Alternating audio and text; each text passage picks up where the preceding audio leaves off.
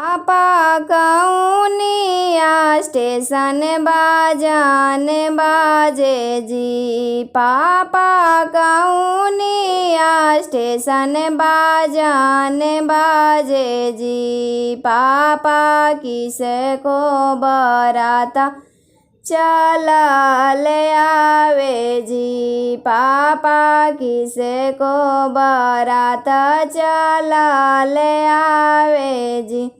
बेटी पटना स्टेशन बाजान बाजे जी। बेटी पटना स्टेशन बाजान बाजे जी।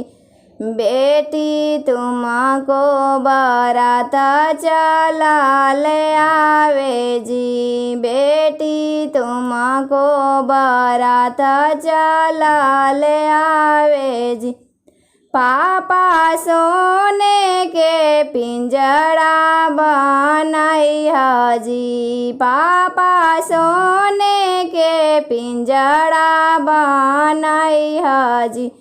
पापा पिंजरे में बेटी के छुपाई जी। पापा पिंजरे में बेटी के छुपाई जी। बेटी पटना के लोग नीरा मोहिया।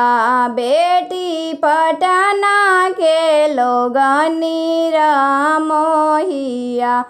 बेटी पिंजरे सहित ले जाए जी। बेटी पिंजरे सहित ले जाए जी।